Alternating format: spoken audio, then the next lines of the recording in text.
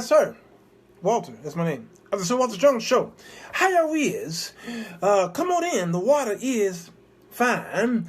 I want to talk about this thing right here. This Roseanne to the bar.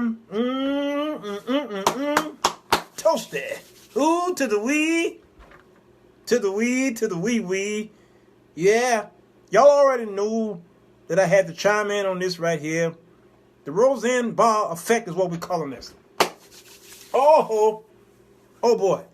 You know, YouTube is going to have quite a few, if you're looking on YouTube right now, look over to the right, and there's a whole bunch of videos dealing with Roseanne Barr and all the things that she did in this Twitter thing, okay? It's over there right now. Just go take a peek. This right there. Mine's a little different because I like to talk about things which is pertaining to the psychologicals of all things, okay? The psychology behind it all. Some of y'all watch my Snoop Dogg to the Dog show when I talk about the psychological effect of Snoop Dogg's album, Bible of Love. You was right there looking right at it. I also brought up the psychological effect of the royal wedding. Meghan Markle and the young man, okay? Because we like to dig into things and find out why do people do and say what they do. Okay, say what they say. I hope this isn't too long because I got some. Go to bed now, Pitts. Go to bed now. Because you can't shorten up my show because you want to go to bed. Go to bed. Watch it next week. All right. Let's talk about something here. Listen, America, all beautiful, full spacious skies. We are having an issue here. The history is repeating itself. Can't y'all see it? Can't you see the clouds gathering? Yeah, they made us sit down. I know, D. Monet, I know him. God is still on the throne, Lisa Taylor says. Racism. What a word. Seems to pop up quite a bit when it comes to white folks, don't it? Notice that when you talk to black folks, when you talk about black folks and then black folks in the room, you don't really hear nothing. People can't say you racist. They just can't. They just don't say it because they know they can't say it because racism is a system. If that makes any sense to any of you out there who don't understand, racism is a system, and poor people, it is difficult for them to be racist because racism is a system. Understand? The United States has a system, all right? It's a survival of the fittest, and it's all about not just the political standing of the hierarchy, but it's about, the mighty dollar. Yes, the mighty dollar. And so because those who have the mighty dollar, they have the ability or the power or the persuasion to affect the system to hold people down. So these people are racist. In a racist society, it is the system of keeping them down. Oh, y'all studied the theory of evolution, and the book that was written by Charles Darwin, it's a book of racism. It's about selective order or the existence of a more superior race. Really, it's a long title of the book. All right, but it's pretty much dealing with you were born to be subordinate to a higher power stronger than you, and that if you're black, that would be a white man, a white woman. Understand? And that is the narrative that is being taught to white children from birth. Come on. You don't call a black woman an ape and think that there won't be clapback in this culture. Come on. So racism, all right, these are the synonyms. Racial prejudice really is the word that should be used like we used to say bipolar. It's not bipolar anymore, but it's mania or manic depression. All right, because we're doing a lot of political correct. You can't say he's retarded. You have to say he's mentally has a mental dysfunction, mentally ill. Okay, he has something dealing with this. You can't call a person a midget anymore. You got to say they're physically challenged. Okay, or short people. All these things are changing. When we were young, we just called that guy. We didn't say he was ACDC, ADHD. No, we just said he's retarded. You can't say that now, and I get it, and I understand it, because you got to put a name on it. So racism To be racial or racism, you have to really be able to examine it, study it, find out what it is, and why is that even Wikipedia had a difficult time explaining it. Okay, mentally disabled, Pitt says is the appropriate term. There you have it there. All right, so racial prejudice. Many of us are prejudiced, but we're prejudiced towards something and someone. A lot of us don't want to marry a white person. We marry within our race. Does that make us racial or racist, or does that make us a preference? Do we prefer our own people? And if we prefer our own people, do that make us racist? I understand, okay? Does that make us a prejudiced person? And can we define prejudiceness? Oh, man, this is hard. This is hard, Shantae. You cannot use certain labels anymore because you know more of the yeah, come on. So, racial prejudice is one term. Another one is xenophobia, and we see that in our president today. It's the intense or irrational dislike or fear of people from other countries. Okay, because America may hate Cubans, Cubans hate Mexicans, Mexicans hate Puerto Ricans, on and on. That's xenophobia, depending on where you're from. So if a person hate me, he could be xenophobic if he is mostly focusing on Africa, even though I'm not from Africa. My descendants are, but I'm born an American. That's a whole nother thing. Chauvinism is another one. Exaggerated belief in the supreme of one's nation or class or caste or group. It usually involves xenophobia, but that's what chauvinism is. And a lot of women say that you a chauvinistic pig. All right. Bigotry, okay, is another word that you see used. It's a state of mind where a person is strongly, obstinately, irrationally, unfairly, or intolerantly dislikes other people or opinions that differ from one's own, etc. Okay, some examples include beliefs or their race or their religion or their national origin or gender or even disability. That's right. Seal or orientation, sexual orientation, social economic status, and on. That's bigotry. Understand? Okay, because there's some Christians, white evangelicals, can be considered, not all of them, many of them who voted for Donald Trump, many of them can be considered bigots. Okay, a bigot. Okay, because of a lot of times Pentecostals are against, the Catholics are against. Anyway, that's another story. Casteism, I mentioned that earlier. Okay, birth situation, Hinduism. Okay, then discrimination is a word that is probably more acceptable to be used to describe many people in its action that denies social participation or human rights to categories of people based on prejudice. So to be discriminate, okay? I put my money in my pocket and I discriminate from the $1 bills than the $20. I like the $20 bills. I don't like the $1 bills. I'm discriminate against that money. This includes treatment of an individual or group based on their actual or perceived membership in a certain group or a social category in a way that is worse than the way people are usually treated. That is discrimination. Housing discrimination, okay, does not bring about a racial lawsuit. Housing discrimination bring about a discrimination suit. Understand that. Okay, we have what's called reverse discrimination. Look at the whole affirmative action thing that benefited many whites more so than it did a lot of the blacks. Okay, discrimination. You look at hate crimes. Back in the day during Jim Crow, when a person was hung on a tree, what have you, there was no racial law.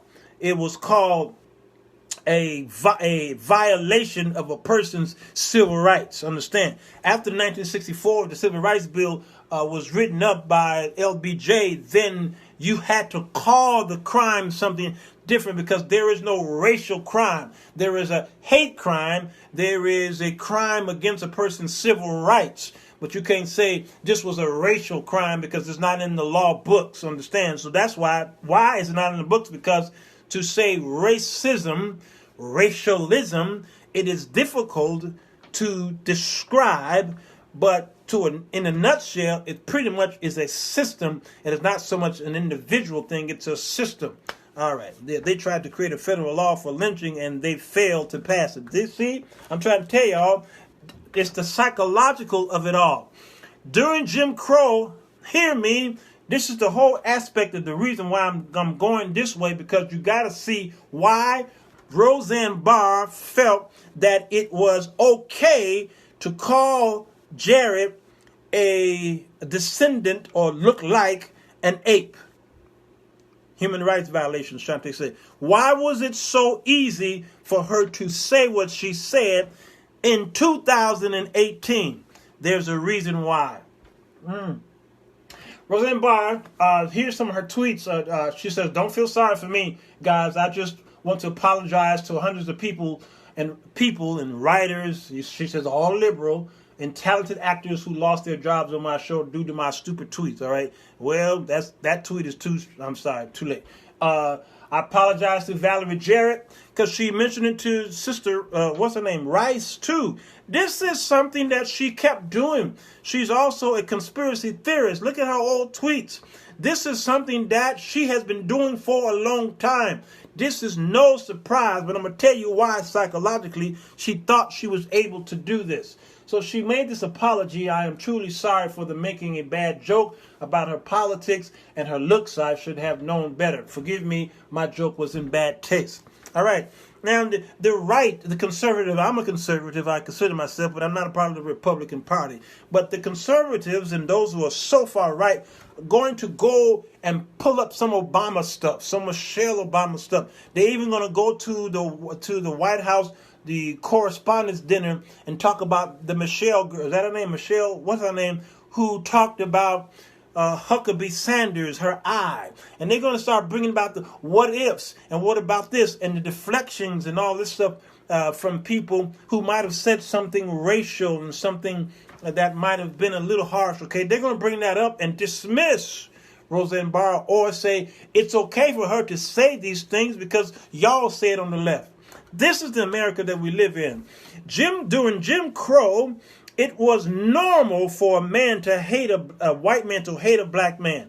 It was normal for a white woman to cry rape or scream rape so that she can have her way. It was normal for whites to see black people growing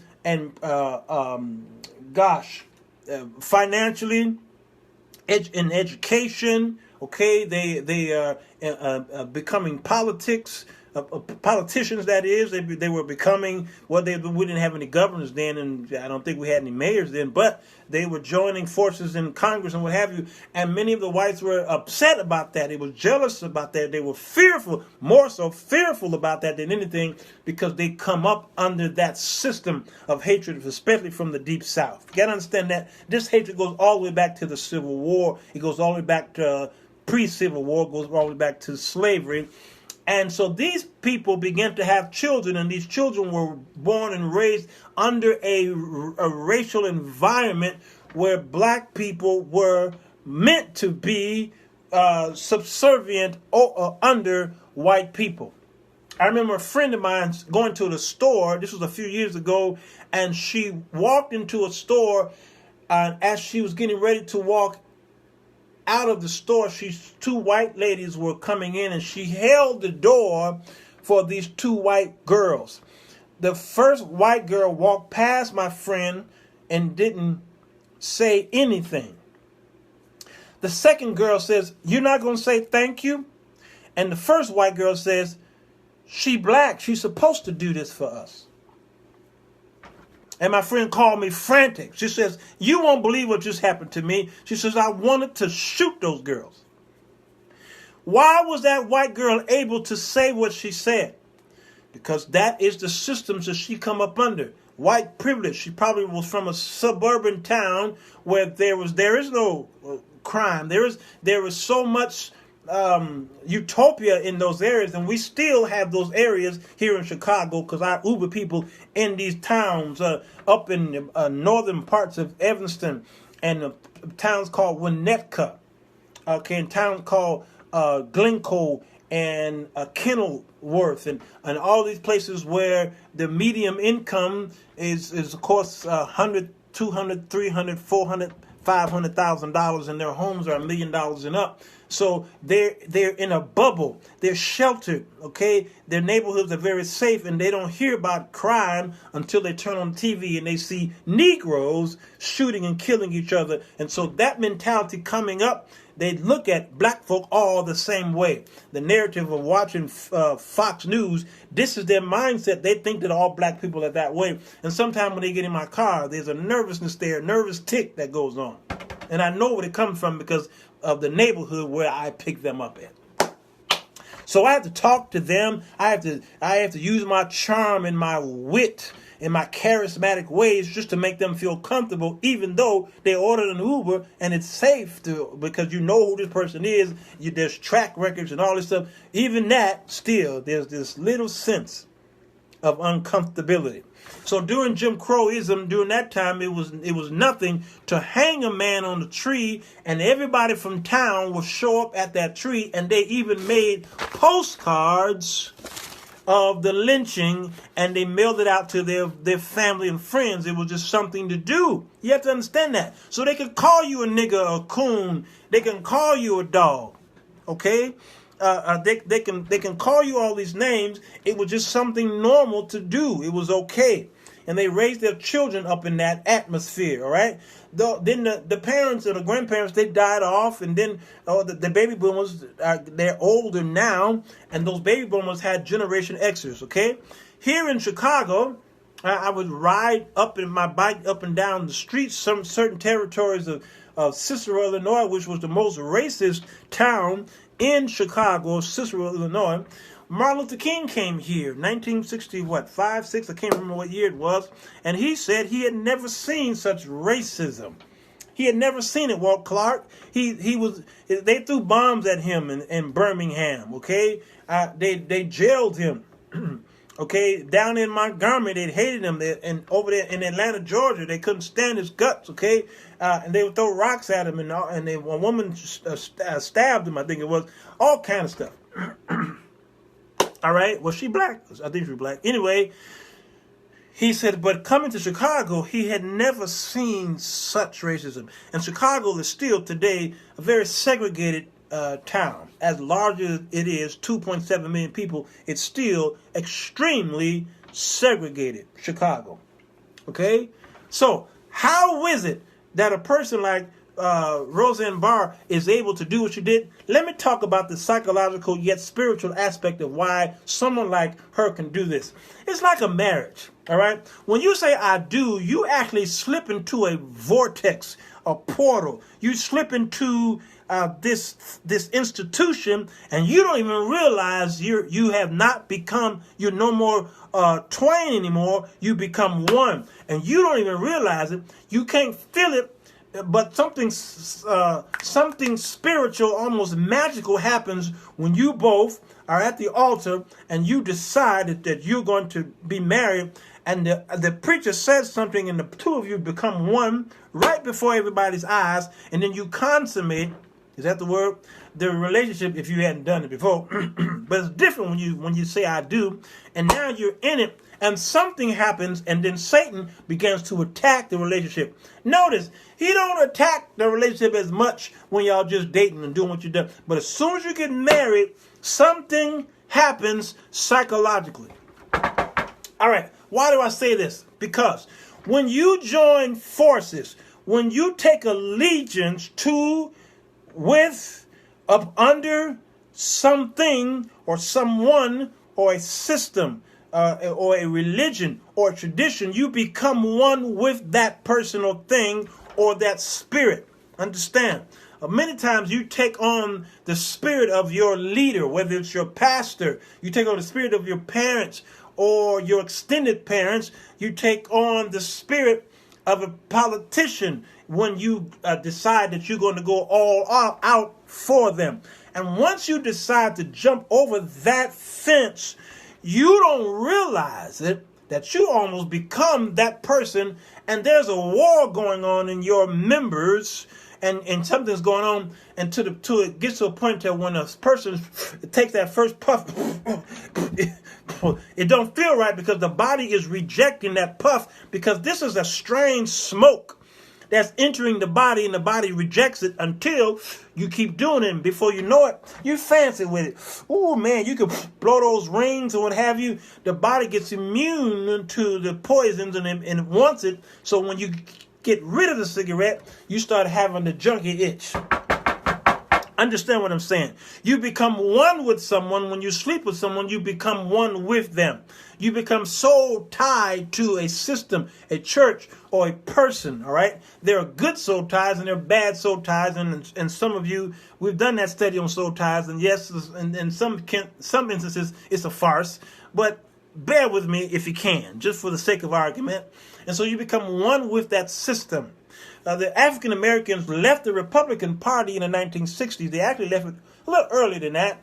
They began to leave the party during, I believe, Roosevelt's administration, more so for his vice president reasons and not so much because of him. But nevertheless, they began to slowly leave the Republican Party over to the Democratic Party. All right. But they didn't come fully over until LBJ. Some of them were coming over even more and more during John F. Kennedy, because Kennedy was kind of iffy because he wanted to do things for the people, because for the same reason why Abraham Lincoln freed the slaves. He didn't free the slaves because he loved you. He freed it for political reasons, for that if it would save the Union, then let's free those niggas, okay? So Kennedy and his brother Bobby was kind of the same way. His brother Bobby rallied a little bit more, and there's a reason why, okay? But his brother, since he was the president, says, you don't want to get involved in that. You don't want to get involved in that. But then he had to do something for political reason, and he did take a dive. Now, understand this thing. They're born Catholic, and they are born their fathers and the system taught them from birth to be giving, okay, philanthropic, all right, to volunteer from birth. So when he and his brother decided don't get involved in that fight, something, their upbringing was stirring in them that we have to get him. We have to. I don't know why we have to, but we have to. All right. So when you join Allegiance, Roseanne Barr has always been that way. Look at her past tweets.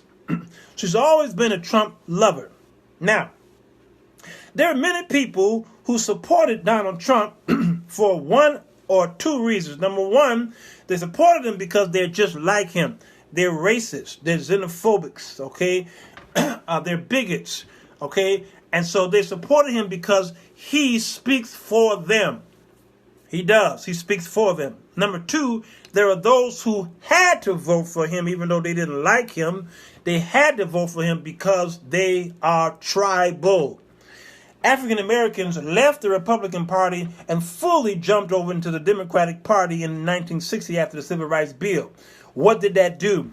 That caused African Americans to raise their children to vote Democratic ticket straight down, whether they liked the candidate or not, whether that system caused fathers to have to leave the house, and all these single mothers, whether that system caused them to do different types of experiments on women to sterilize them so they wouldn't have any more children, and they began to use that system of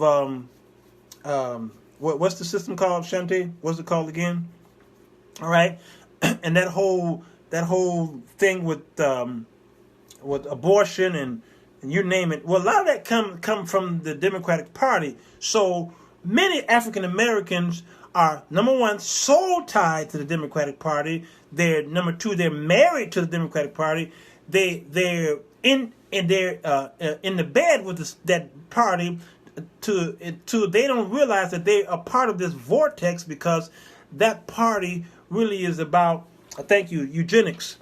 That party really is about helping the poor by keeping the poor poor. Uh-oh, I'm in trouble.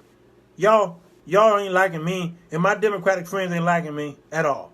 Now, I'm saying this not because I'm for the Republican Party, because both parties is what's wrong with America. Both parties. But I'm using this as an analogy for black people. We jumped into bed with Democrats, and they gave you a sense that we are helping you, we are saving you, we are keeping you fed and clothed and housed, okay? Not realizing, though, we're not realizing that they're keeping many of you poor. They're keeping you poor. And that's why Reagan came on the scene and he began to talk about these welfare queens and all this stuff. Okay, that's not a whole other story. And we're so married to the Democratic Party till we don't even realize that during the Clinton administration, he did more harm to African Americans, I think, than that Republican who they love so much, Ronald Reagan. I don't think y'all realize this.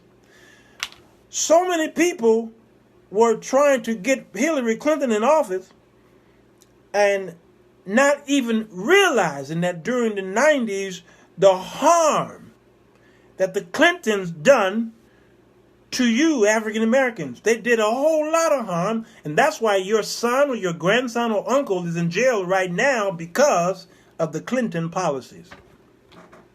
And it was so strategic, strategic, that's the word. What Bill Clinton did was so strategic that it got him in office for the second term, okay? Because what he did was he decided to link forces with the Republican Party and began to rally and campaign on conservative values. Okay, I'm going way off. Yeah, Walt, 3 strikes.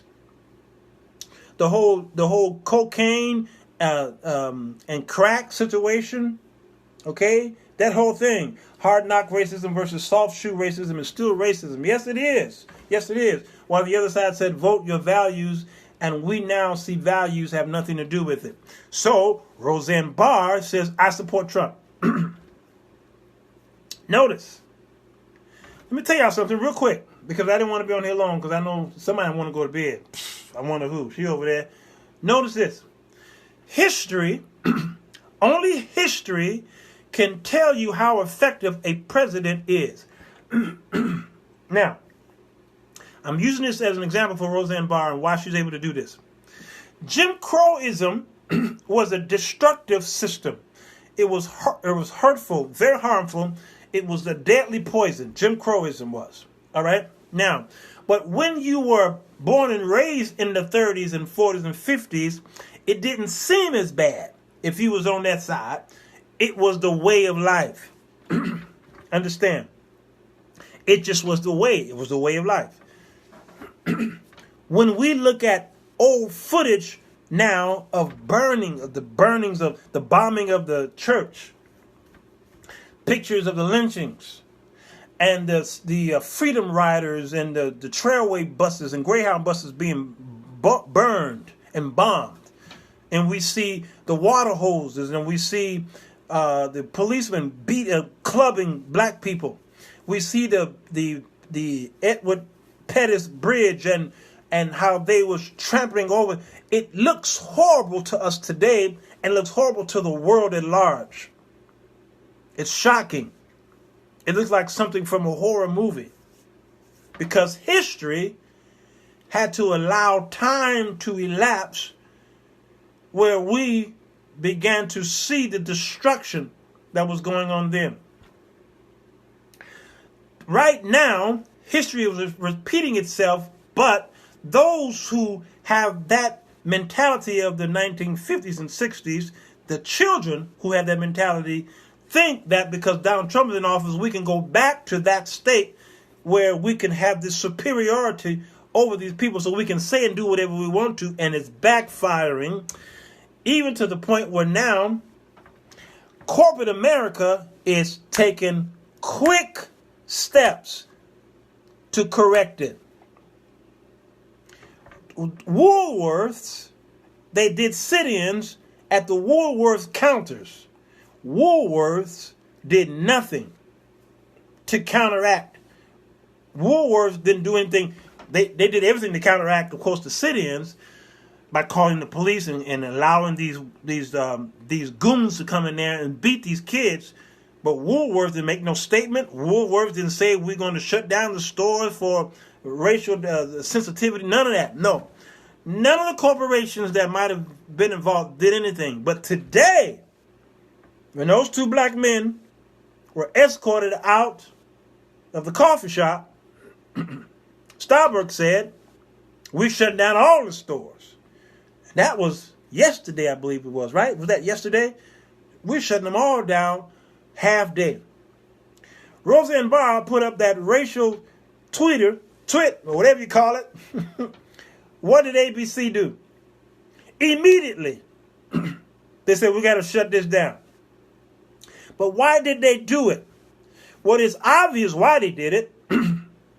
They did it for actually a plethora of reasons. A plethora of reasons. Corporate America knows where a lot of their money comes from. Beatrice Carter saying, come on, some are trying to reinstate black codes and terrorists, and we are not having it. You see? There it is, Shantae. There's the answer. Blessings to you, Tony Williams. Blessings. Notice this. Notice what she said. We ain't having it. We ain't having it. 1.3 trillion reasons why we ain't having it. Do you know what she mean by 1.3 trillion? That's dollars. That's your spending money. And if Starbucks didn't do anything about it, that was going to be major business loss. You see what's happening with the NFL right now? NFL is getting ready to suffer. Now, but that's only if blacks come together, because we still have a large yet small stake, because we're not even 20% viewership as far as NFL is concerned. We have a whole lot of players in there, but we're less than 20% viewership, but that's still large. And if that number, although small, seep out into people who really care, then that 15%, 12%, whatever it is, will be up there, and it could be 30% because others will be sensitive to why we don't want to support this, and then they will pull back as well. That's only if we come together. Y'all know this ice bucket challenge y'all did a couple years ago? People didn't know anything about that disease that they were trying to find cures for. A lot of people didn't know about it. But what did we do? That ice bucket challenge, everybody was doing it, weren't they? They sure was. The NFL says, we don't give two dead flies about black issues. We still gonna tell you, if you're gonna kneel, be backstage or be in the locker room if you're gonna kneel. So what are the NFL telling black people, those black players? Number one, we raised you from grammar school. We raised you up from high school. We raised you up. We sent you to college because we have coffers. We need to continue to make money. We've got mortgages to pay and cars, car notes and things like that. And we've got to keep this going. So we're going to raise you up, and we're going to make you feel that we are your family. We're going to take care of you and your family. Don't worry about it. If you get a D or an F, don't worry. We're going to fix that. Come play for us.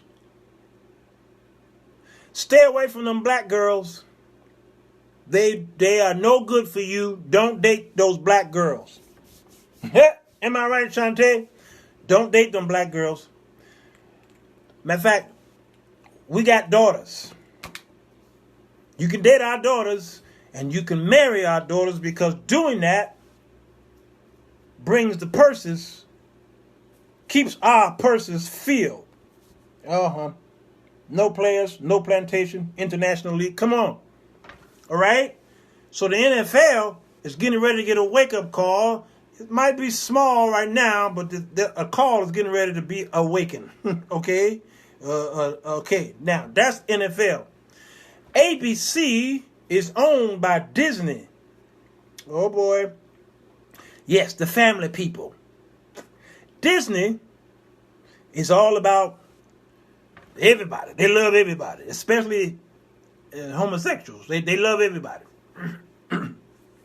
Disney owned ABC, and ABC had to make a decision, not because of ABC, but because of Disney. All right. Now, they allowed the rebooting of the Roseanne Barr show because they were trying to feed or pull in those people from the Donald Trump folks, the people who live next to Cracker Barrel, the rural areas back there who watch NASCAR on Sunday afternoons. Did I say that? I said it. Yeah, you see, because that first episode, 18 million people watched the Roseanne Barr show, and it was a show about who? The Donald Trump voters. And they said, we got a hit on our hands. But what they did, though, ABC, was they took a chance, they took a risk, and decided to reboot this with Roseanne, knowing that Roseanne is a loose cannon. Y'all remember the national anthem where she grabbed her crotch and spit? That should have told everybody that this chick right here is a loose cannon. I watched that show in the 90s, and I actually was a fan of it because it taught me about, well, y'all might call it white trash. But this was a family that seemed to be, well, what they were trying to do was they were trying to counter that whole squeaky cleanness of the Bill Cosby show of the 1980s leak going up into the 90s. It was the other side of truth. Oh man, I'm sorry, y'all. I'm trying to tell y'all that's what's happening. So they rebooted her, but they watched her and said, ooh, they would read her tweets, and they said she had 3 tweets that was questionable to them, but they kept that show going because it wasn't something that they felt that got a public outcry. We didn't cry about it until that happened. And they let her go. What she did cost a lot of people their livelihood. People moved out of their homes. People walked away from their previous employments. People did this, and they people bought new homes with the hope. They were actually, the writers had came together this week, I think, to start writing the second season. Disney ain't playing with that nonsense. Come on, their mascot is a mouse. Pitt says, the answer says, as you speak, there's a whole controversy going on my wall about the Roseanne issue. A couple of Caucasians with different views on this racism, I'm just letting them go. Yep, let them go. These racists are going, they're having a heyday with this. They're hating it. The show ended with them winning the lottery. It should have never been rebooted. Come on. She's Jewish and also offended the Jewish community by calling Soros a Nazi. Yes. You see what I'm saying?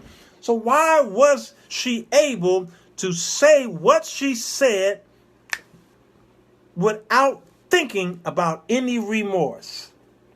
Why?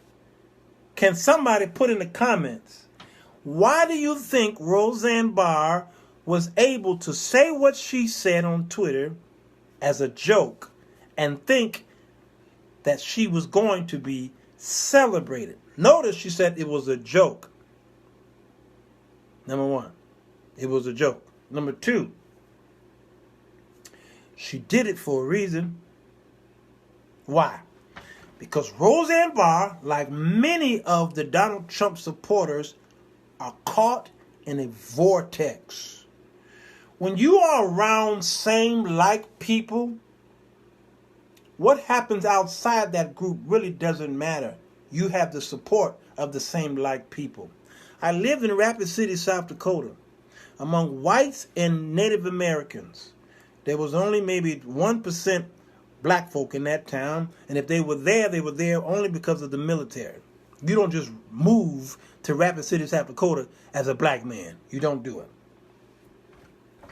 But I noticed that the more I worshiped with white evangelicals, conservatives, the more I worshiped with them, the more I went out and ate with them, the more I played ball with them, the more I began to move towards that way, mentally, psychologically, spiritually.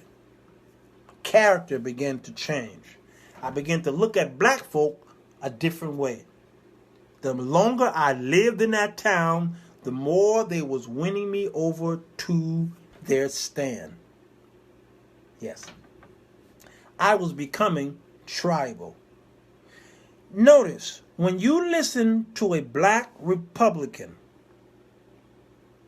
and I'm going to ask you to do this homework, go on YouTube and type in Prager University.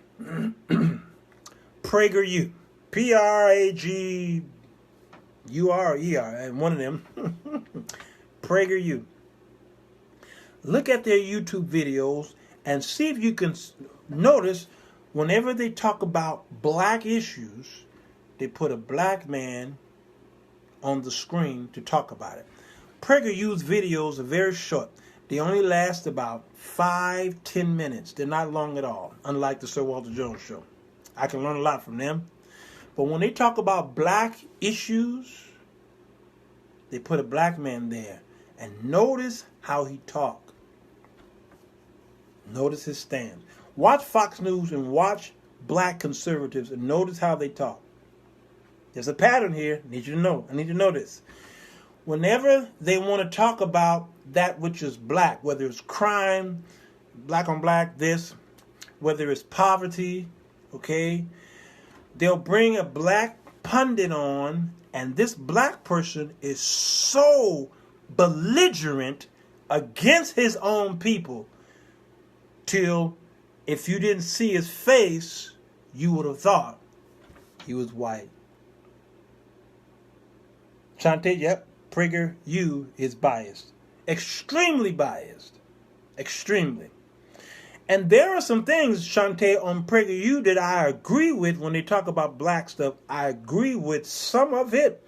And I'm going to do a few shows on one of the things they talked about. There's one they talked about the 4 or the 5 struggles in the black culture or something like that. And I'm going to pick out some things.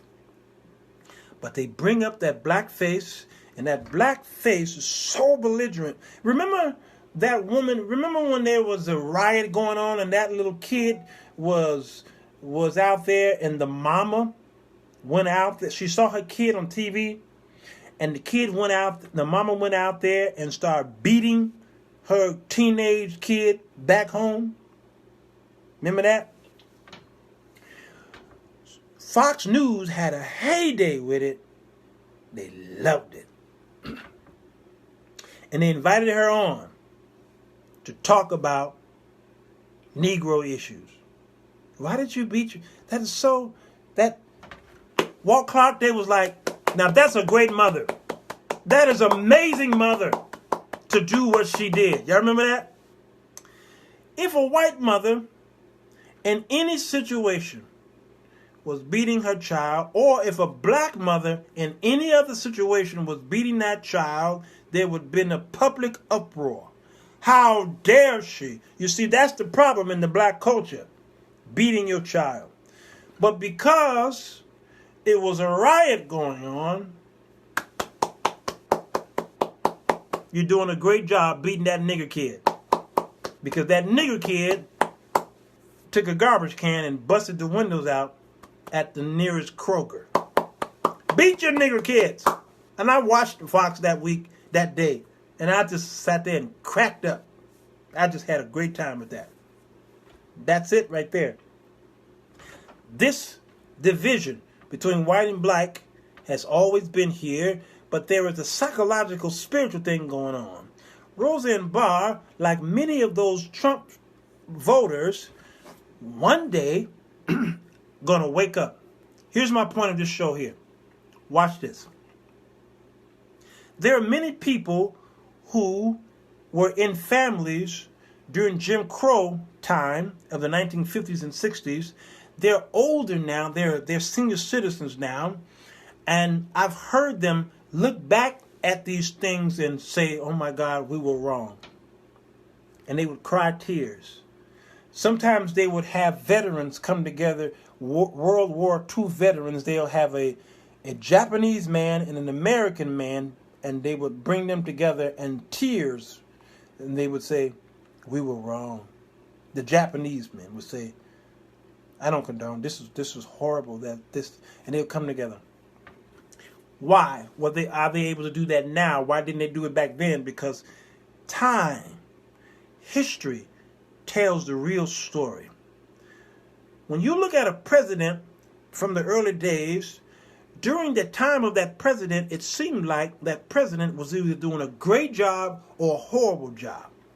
Until 20, 30, 40, 50 years later, history then began to look at who he was by the standards of today and say, he wasn't that bad after all. Many of you don't understand that many black people hated Martin Luther King. They hated him. In Chicago, black pastors hated Martin Luther King to the point where when they knew he was coming to town, they says, we don't want that nigga here. I'm trying to tell y'all what I know.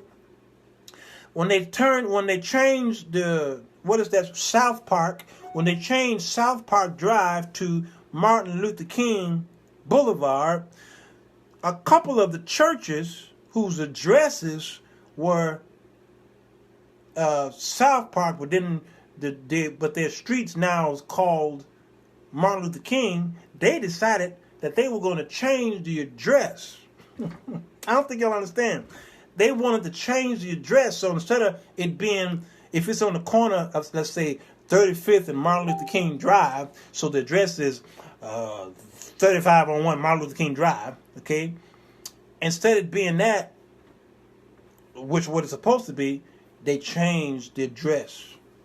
I don't think y'all understand that.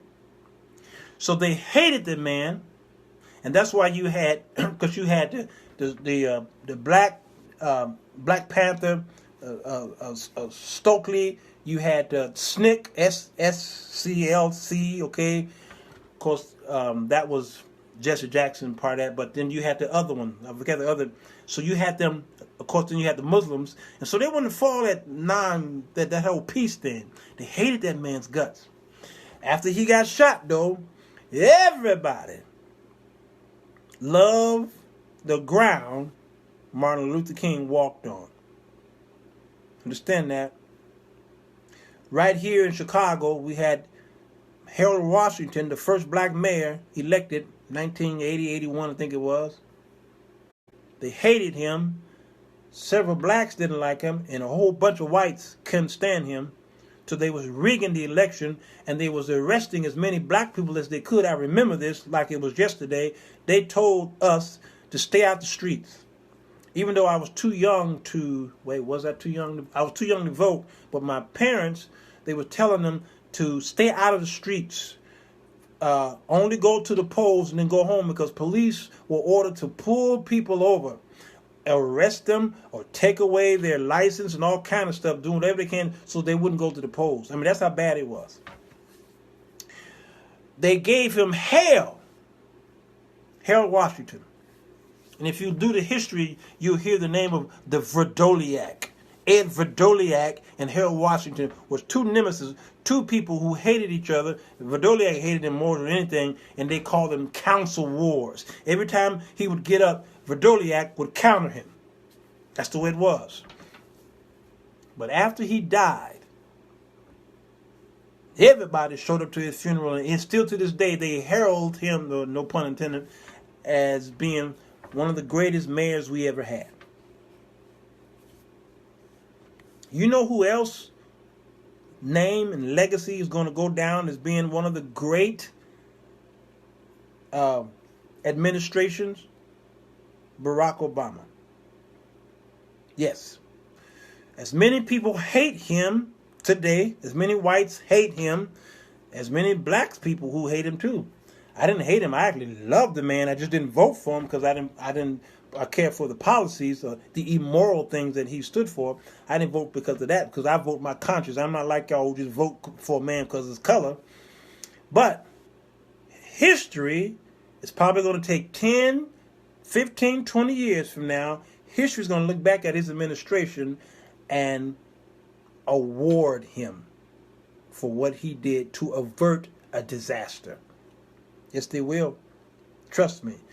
Even though President George Bush put us in these two wars, Afghan and Iran and all this other stuff, and he turned out to be, to people, one of the worst presidents we know, 20 years from now, history is going to probably rewrite it. That's the way history works. It's amazing. We thought that Roosevelt was the greatest president in the 21st century, the 20th century, until history began to realize that he was actually doing more harm than he was doing good, because it's all about stimulation. When you're trying to stimulate, that's why they call it stimulant package. When you're trying to build the economy, you've got to put money and dollars in there, and you've got to put money into people's hands so they can spend it. He was pulling that back, and what he was doing, it caused he actually extended the depression more so than he shortened the depression because of the pulling back on the spending. I'm sorry, y'all. I'm a nerd.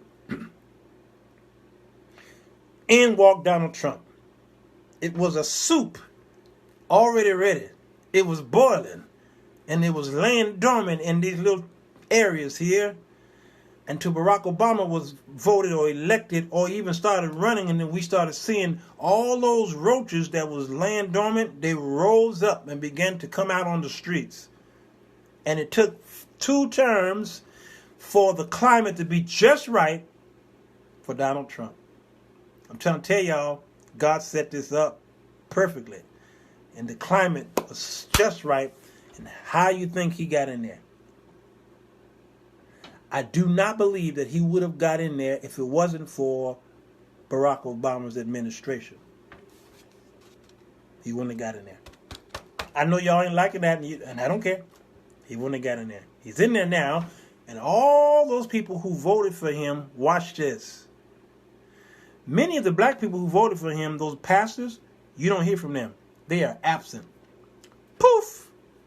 You don't see their faces. They're not on CNN. They're not on Fox. They're not on MSNBC. You don't see them nowhere. They're gone. They realize something. The people who voted for Donald Trump, years from now, going to look back at history and say, what the heck did we do? ABC hired Roseanne Barr for the reboot. They thought it was a great idea, especially after they saw the 18 million people who watched the first episode. And they applauded themselves.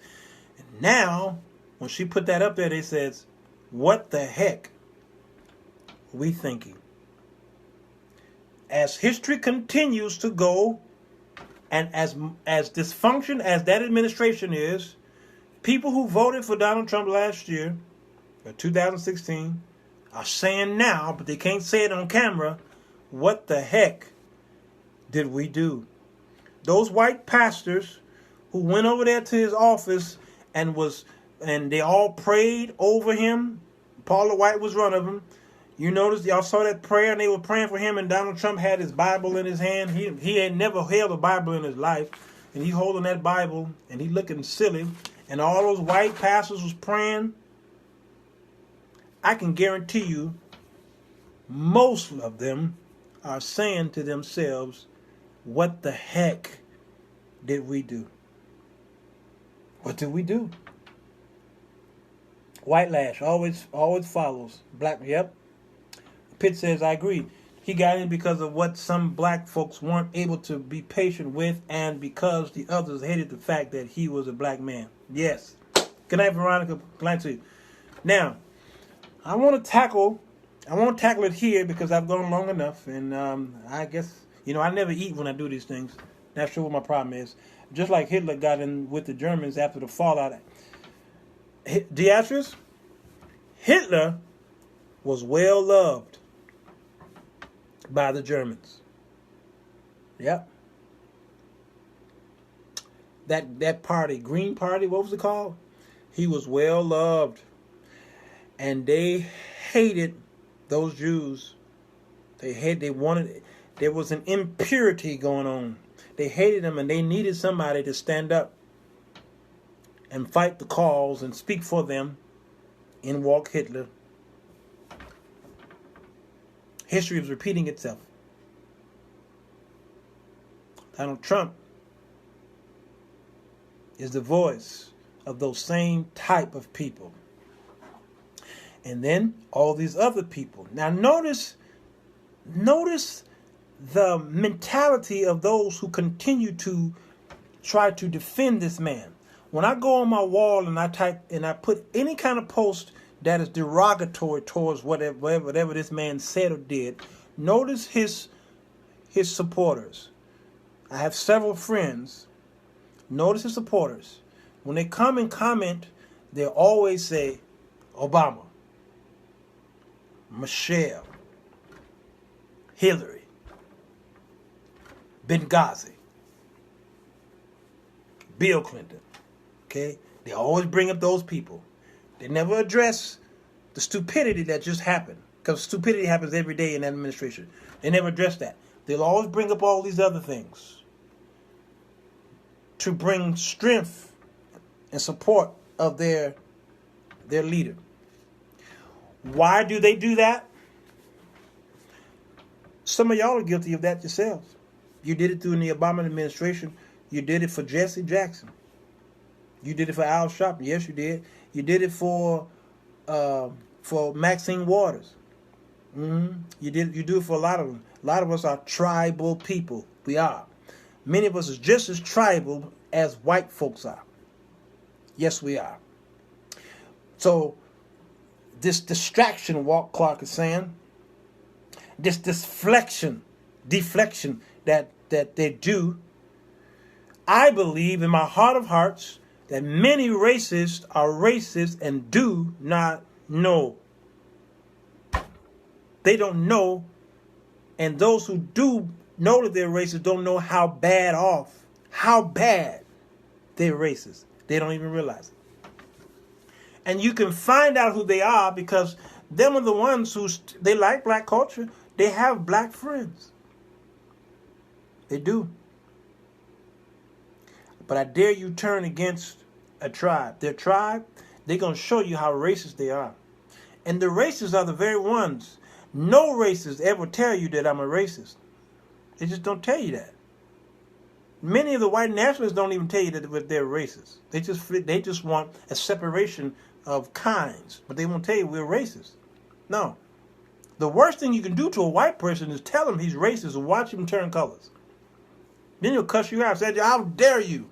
And then they'll start counting how many black friends they have. And if you can count your black friends. Yeah, the Constitution is a built-in privileged document. Yes, it is. That's what happened on my wall. One lady said, if they fire Roseanne, then ABC needs to go and fire everyone on The View. Beatrice, yep. I told you at the beginning of this, that's what they're going to do. They are going to justify this Roseanne Barr situation by deflecting and going back and saying, what ifs. A whole bunch of them are going to do it. And never, ever address Roseanne Barr. Never, ever address Donald Trump. When he was at his hotel going down that escalator with his wife, and he talked about they're bringing drugs, they're bringing crime. Some of them might be good people, but they bunch of, oh yeah. The very day that he decided to run, we knew that day. If you never knew that he was a racist, many of us knew about him being a racist, but the very moment he announced his presidency, running for president, that very speech was a racist speech. And he began to climb in the polls because his people says, Finally, we got somebody. We got somebody.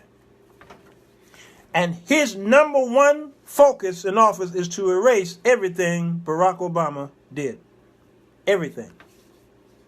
And he is succeeding at that as much as he can. Even to the point he's trying to pal up with y'all by pardoning a dead man, the boxer Johnson. Instead of him going down there to the penitentiaries and having to talk to the people who are in jail right now, he decided to dig up a dead man and write a pardon. I henceforth now and forever pardon Jack Johnson. Because, hey, my African American, how you doing? I hereby pardon. And then what did he do before that? He pardons Joe, that racist cop. What's his name? Joe Javario, whatever his name is. He pardons him. Oh, yeah. I know it's crazy. DiMaggio, what? Erasing the memory of, yeah. He ain't pardoning no live black people. He won't do it. When it's time for him to leave office, the president have executive privileges to pardon people. Watch Trump's list of pardons. Watch how many black folk on that list. Watch. No, he can't pardon the Central Park Five because Walt Clark, because if he pardon them, then his whole record is a lie. He can't do it. That would make him a lie, and he can't be a lie to himself. He put that ad in the paper, and they come to find out that they didn't do what they did, and he still would not. He still was standing on them being guilty, even though they were proven not guilty. He stood on it. That should have told America who Donald Trump was. And they voted for him regardless. Why? Because they're caught in a vortex of racism and they can't get out because they don't even know they're in there. And I believe there's some mental dysfunction going on with racists. And I think Oprah Winfrey said it best. They're just going to have to all die. You can't cure them.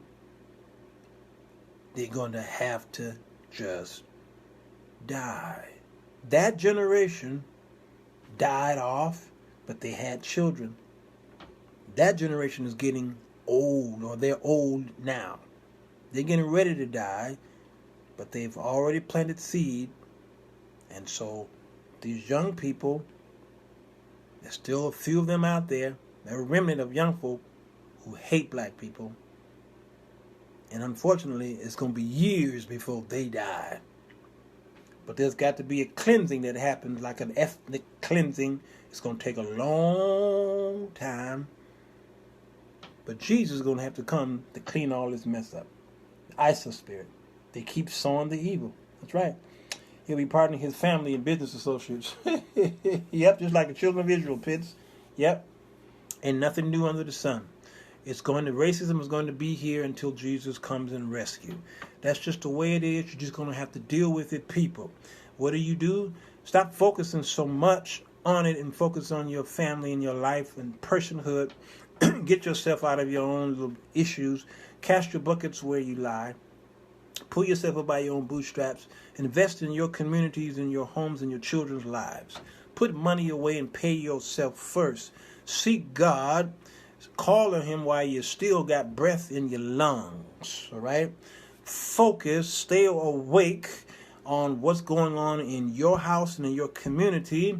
And when you do all that first, and if there's time left, then continue to fight against racism and bigotry and xenophobia and discrimination.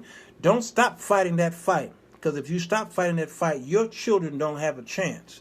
So you keep speaking up against it. Continue to support Urban League and support the Black Caucus. If they're doing something wrong, then you speak against them as well. I don't care who they are. If they're black, I don't care. If they're saying something, doing something stupid and causing my people to feel like they have a sense of entitlement and keeping poor people poor, I'm going to talk about them. I don't care what color they are. I don't care who they are, Auntie Maxine or Uncle Jethro Bodine. I don't care who they are. All right.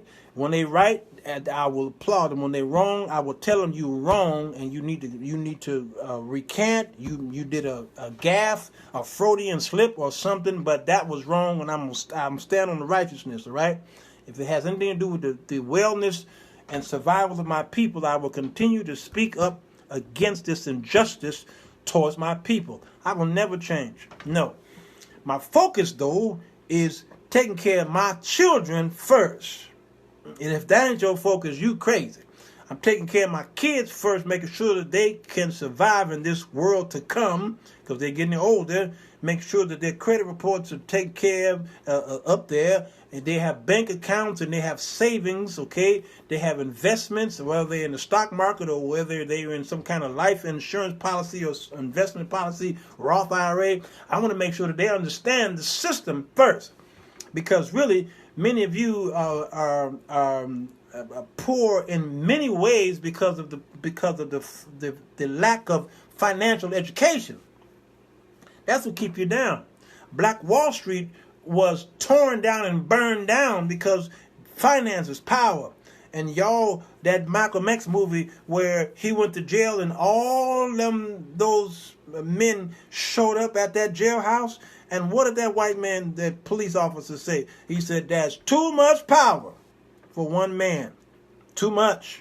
Okay? So we need to return back to that. And how can we get there? Well, one child at a time. Make sure it's your kids.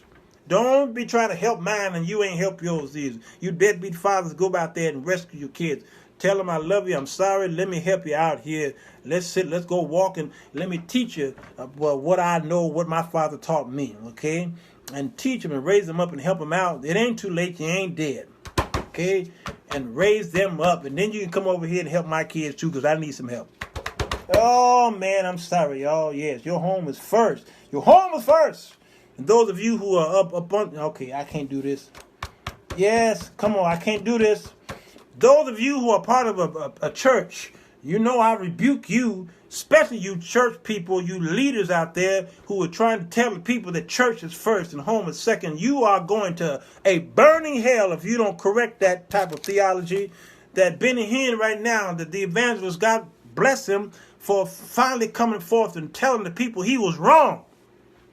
I'm getting righteously indignant. It's messing me up. For years, he was telling the people that your church first, and if your leaders say do this, then you do it, whether your husband said it or not. You make sure you take care of the church, and he has destroyed, through that theology, many families.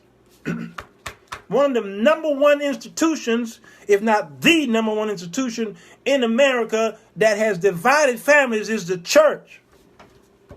I don't care. You can shut this off, go to bed, or burn your phone and your laptop. Burn it. Make sure I'm in the fire. I know. I know, Shantae. This has got me too riled up. Shantae said, do a new show, Shanna.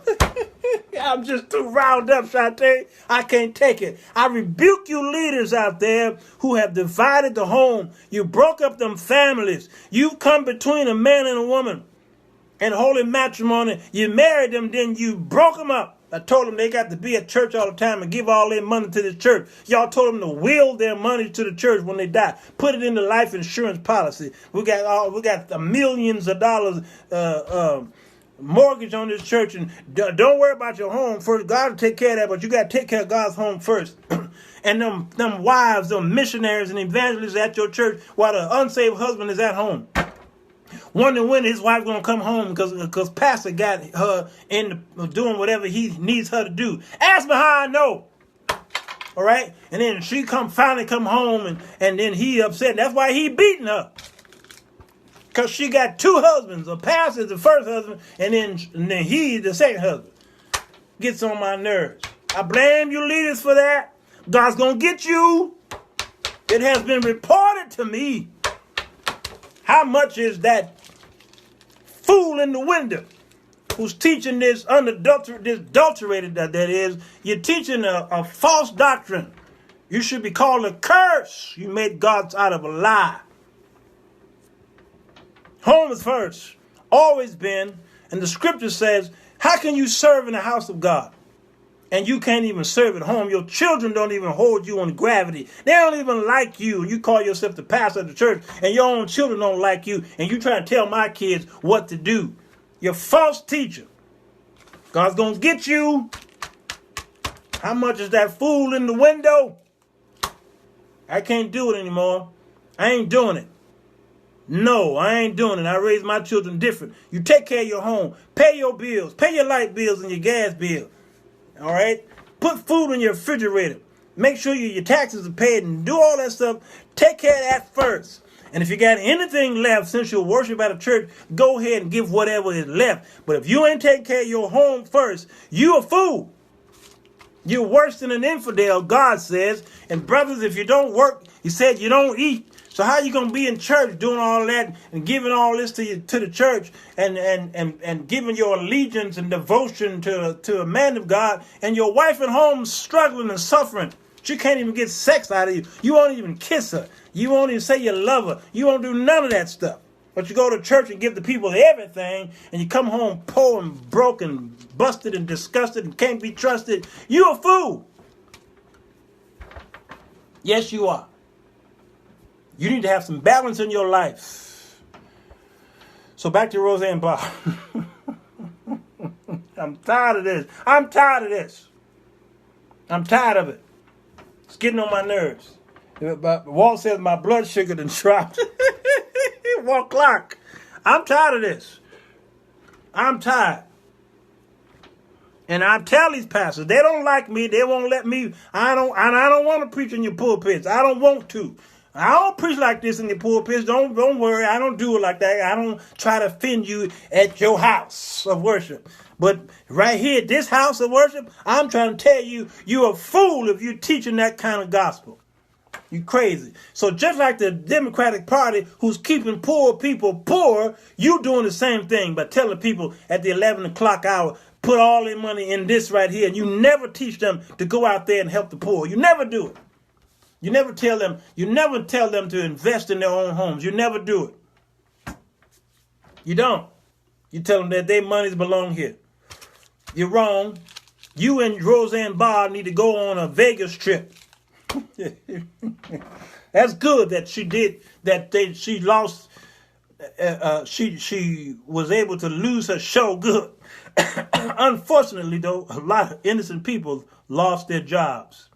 Roseanne Barr is worth millions. I think she's worth maybe $80 million or something like that. She gonna be fine. Her co-host, John, is that name John? What's his name? He's worth millions. He gonna be fine. But there's a lot of people behind the stage. They're gonna be in the unemployment line because of a foolish act of this woman. And trust me, she's trying to do damage control by contacting other networks. I bet you she's doing it. She's trying to get a reboot somewhere else. Trust me. That Bill O'Reilly did the same thing when Fox News finally said, we know you're a freak. You can't help yourself. We're going to keep you on the air until it gets out of control. It got out of control and they finally fired him. And guess what? Somebody else picked him up. There's somebody out there going to pick your mess up. I got to go. Walt Clark. Pray for me, man. I love you, man. Lord knows I love you because you got Walt in your name. She'll get a gig, and that's where the racists will tune in. Yep. I know. I feel bad. Just a lie. All right. I got to go. I love y'all. Hey, hit the share button if you can. I want an hour and 13 minutes. You know, that's just the way it is. That's the way it go on Love Train. Okay? Meet me at my birthday, June the 30th. That's about 4 weeks from now. Anyway, 5 o'clock, June 30th. 41st and King Drive. Put on your afro and your pants and elephant pants, and let's just have a party. Let's not think about Donald Trump that day and Roseanne, none of that stuff.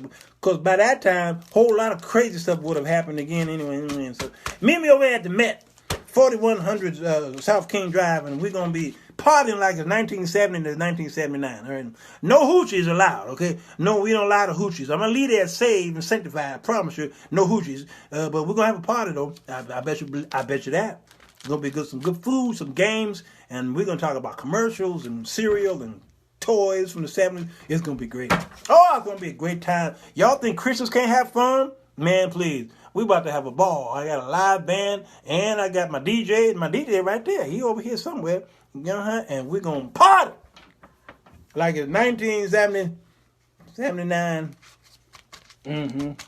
Oh, yeah. Fishnecks. What? What? Good night to y'all. Go to bed. Pitts, you've been up too long as it is. All right, Catherine, thank you. Happy birthday. Tell me that July the 1st. Okay, yes. Walt Clark said he going to dress like James Cleveland. You going to bring a lisp. You going to walk in and say, shh, I got high blood, low blood, no blood at all. Where's your faith in God? He said, hey, Walt Clark, he said, James Cleveland said he got chest pains all over his body. I got chest pains all over my body. Walt Clark. All right, y'all, I gotta go. Pray I find a sandwich in this house, because I'm hungry. Hit the share button. If you're on YouTube, hit the bell, bing, and subscribe. And I see all those videos on the right side about Roseanne Barr. That's fine. You go ahead and watch those videos. I give you permission. But this one right here, they ain't talking about what I just talked about. No, they ain't. I got exclusivity rights to talk like a crazy man. All right, Beverly. Love you. And everybody else. This is the Sir Walter Jones Show.